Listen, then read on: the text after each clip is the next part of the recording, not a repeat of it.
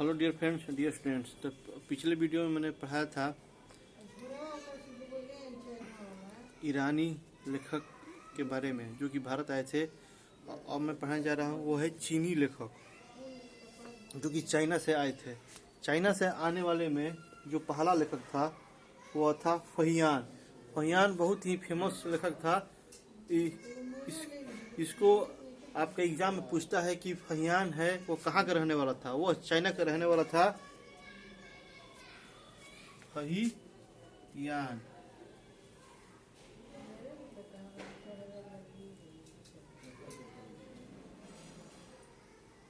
फहियान यह चीनी यात्री गुप्त नरेश चंद्रगुप्त द्वितीय के दरबार में आया था।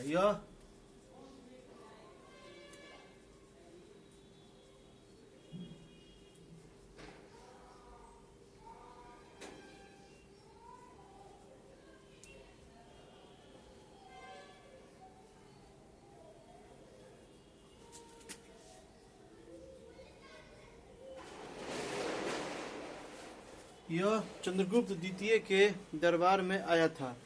जो फहियान है, फहियान यह चंद्रगुप्त द्वितीय के दरबार में आया था। इसने अपने विवरण में मध्य प्रदेश के समाज एवं संस्कृति के बारे में वर्णन किया है। इसने अपने विवरण में मध्य प्रदेश के समाज एवं संस्कृति के बारे में वर्णन किया है। इसने मध्य प्रदेश की जनता को सुखी एवं समृद्ध बताया है। यह 14 वर्षों तक भारत में रहा। फहियान जो है यह भारत में 14 वर्ष तक रहा। इन 14 वर्षों में काफ़ी जगह इसने भ्रमण किया और इसने देखा कि यहाँ की जो जनता है वो सुखी और समृद्ध है। तो इन सब का विवरण फहियान ने किया था।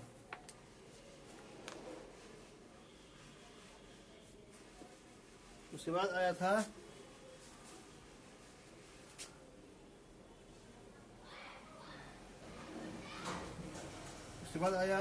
संयुगन।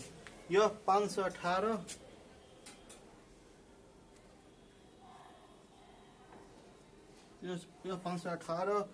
ईस्वी में भारत आया था। यह 518 ईस्वी में भारत आया था। इसने अपने 3 वर्ष की यात्रा में बौद्ध धर्म की प्राप्तियां एकत्र की थी। जो संयुगन है यह 518 ईस्वी में भारत आया था और यह 3 वर्ष तक भारत में रहा। यह 3 वर्ष तक भारत में रहा। यह 3 वर्ष तक भारत में रहा। इसके बाद आया था ह्वेनसांग।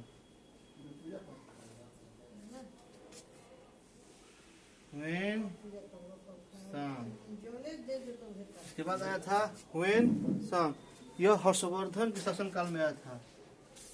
यह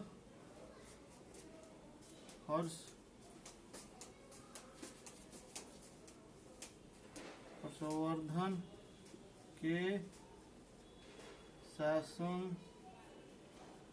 शासनकाल में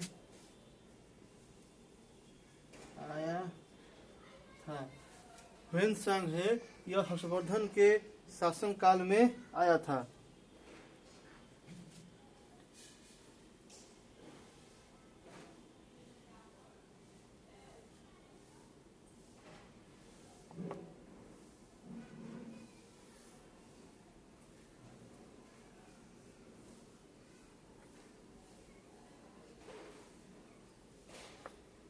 इसके बाद आया था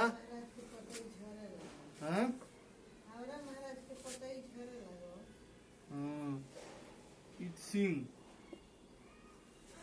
था। इतसिंग यह 7वीं शताब्दी के अंत में भारत आया था। यह 7वीं इतसिंग जो था यह 7वीं शताब्दी के अंत में भारत आया था।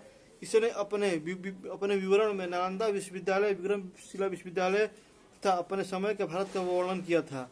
इतसिंग जो था यह 7वीं शताब्दी में भारत में आया था और इसने अपने विवरण में नालंदा विश्वविद्यालय, विक्रमशिला विश्वविद्यालय तथा अपने समय के भारत का वर्णन किया था। किसने? इति सिंह। उसके बाद आए थे अरबी लेखक, अरबी लेखक। उसके बाद आए थे अरबी लेखक। अरबी लेखक में जो जो पहला लेखक था वो था अल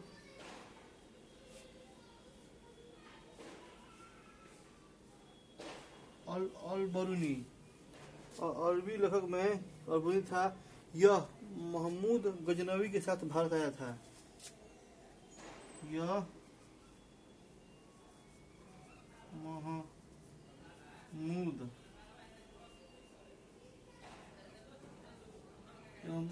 महमूद गजनवी के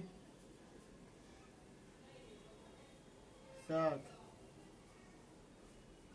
भारत आया था। यह महमूद गजनवी के साथ भारत आया था। अल बरूनी महमूद गजनवी के साथ भारत आया था।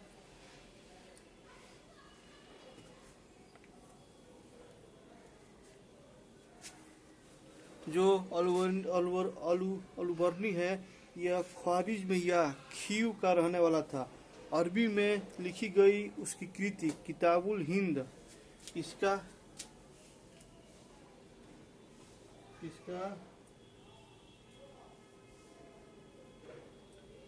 प्रसिद्ध कृति है।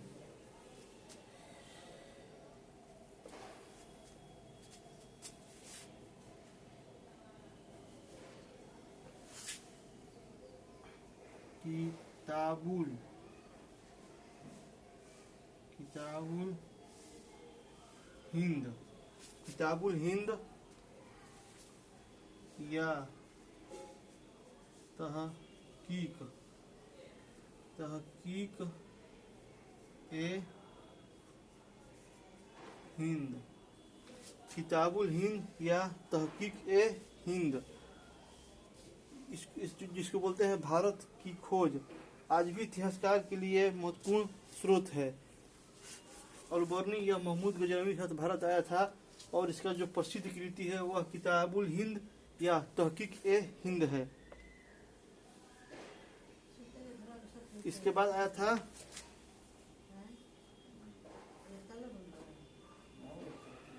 इब्न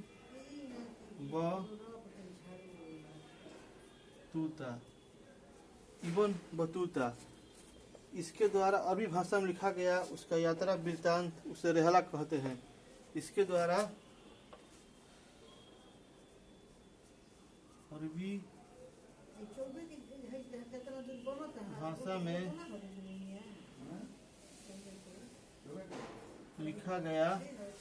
भाषा में लिखा गया यात्रा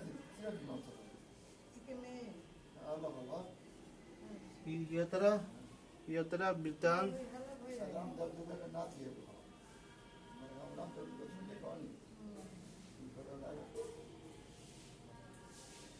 जिसे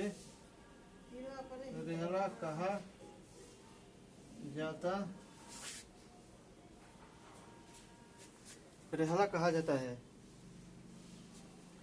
इब्न बतूता अरबी भाषा में लिखा गया यात्रा वृत्तांत जिसका अन्य नाम रेहला कहा जाता है।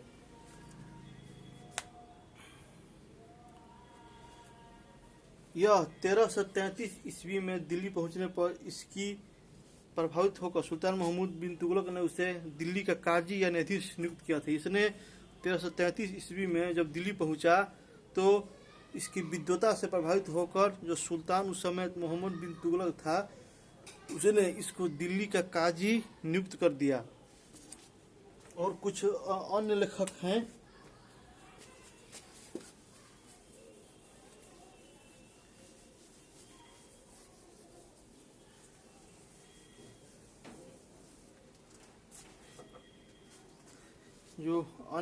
हैं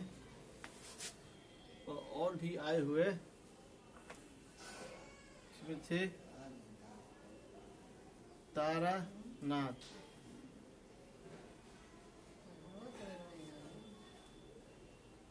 तारानाथ यह एक तिब्बती लेखक था।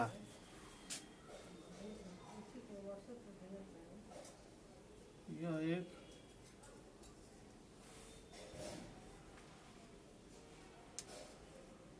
तिब्बती लेखक था। तारानाथ यह एक तिब्बती लेखक था। इसने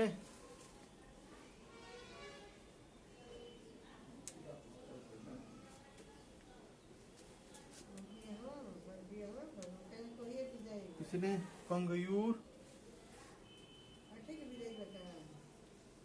तथा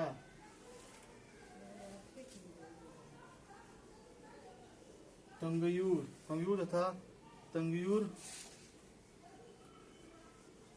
नामक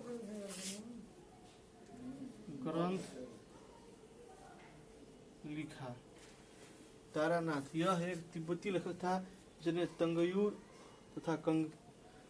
तथा तंगयूर नामक ग्रंथ लिखा था।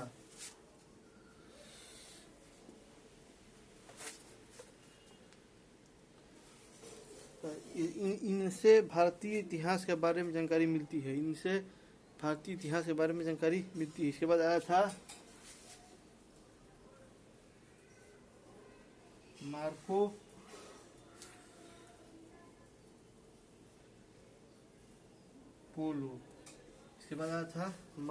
पोलो।